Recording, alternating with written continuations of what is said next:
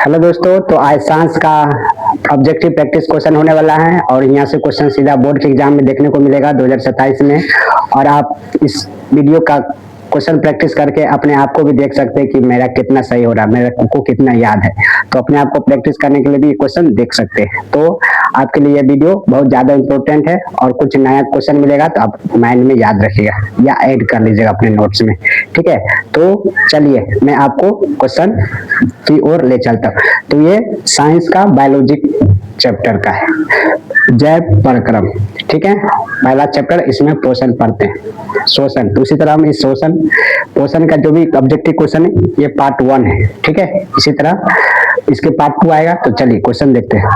परजीवी पौधे का एक उदाहरण है। परजीवी पौधे का एक क्या है उदाहरण? ऑप्शन है गोबर छत्ता, बायोफिल्म, अमरबेल, कोई नहीं।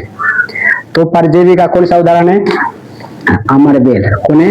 अमरबेल, ऑप्शन सी। अगला क्वेश्चन, रंध्र का मुख्य कार्य है। रंध्र का मुख्य कार्य क्या होता है?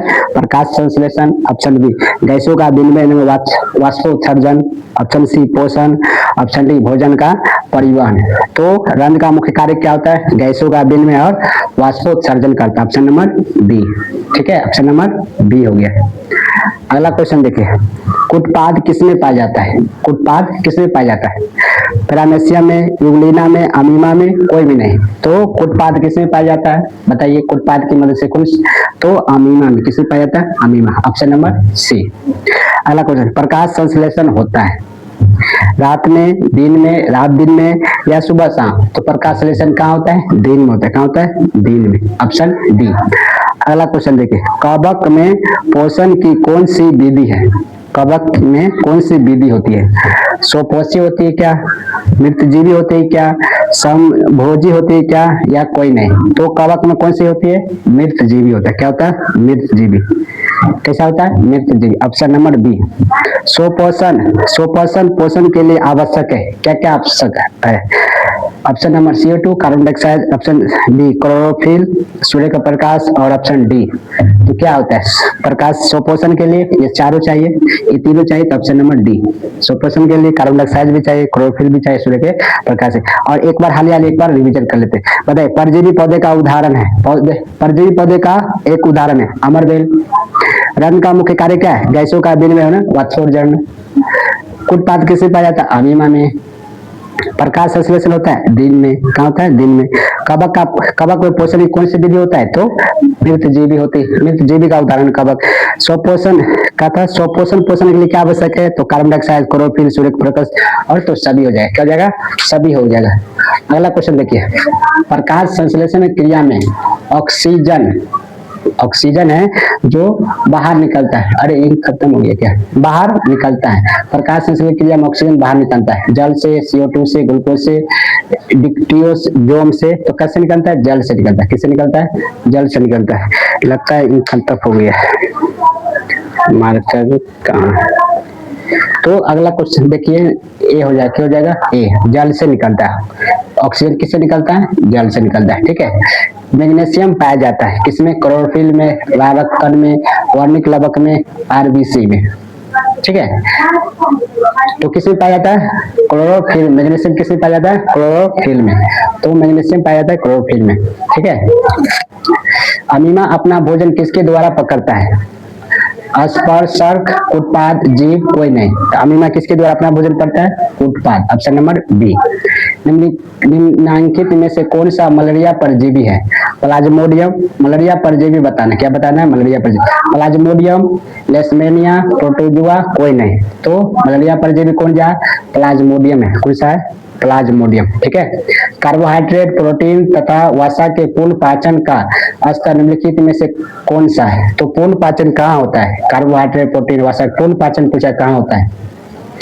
अमाशय में, यकृत में, छोटी आंत में, इसको बोलते छिद्रांत, बड़ी आंत में। तो कहाँ होता है? छोटी आंत में। कहाँ होता है? छोटी आंत में पूर्ण पाचन होता है। ठीक है। हमारे शरीर में कौन सा हार्मोन कार्बोहाइड्रेट, प्रोटीन तथा वसा के उपचायक का नियंत्रित करता है? तो कौन सा हार्मोन बताना है? सो ये तीनों को नियंत्रित करना, कार्बोहाइड्रेट, प्रोटीन, वसा। Insulin, option number A. Option number thyroxine, option C में ट्रेस्टोन, ऑप्शन डी में एस्ट्रोजन। तो कौन करता है नियंत्रण? थायरॉक्सोएक्सिन, ऑप्शन नंबर बी।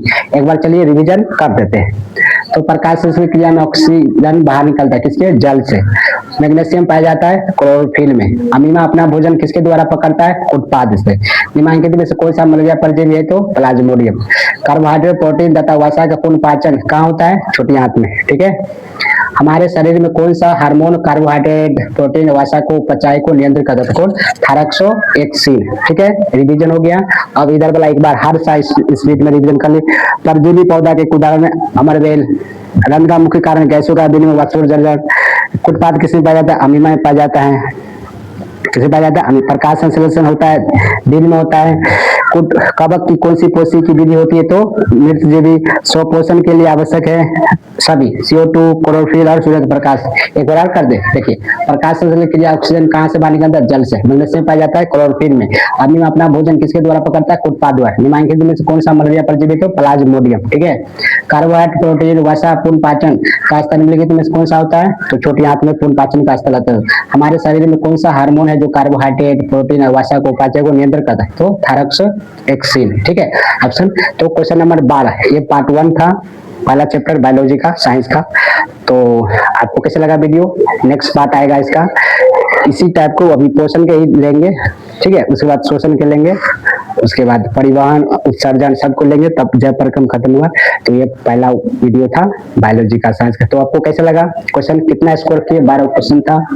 ठीक है, आप लोगों के कम समय में मैंने क्वेश्चन करा दिया है और रिवीजन भी कर। तब तक के लिए धन्यवाद। लाइक कर दीजिए, कमेंट करके जरूर बताइए। धन्यवाद।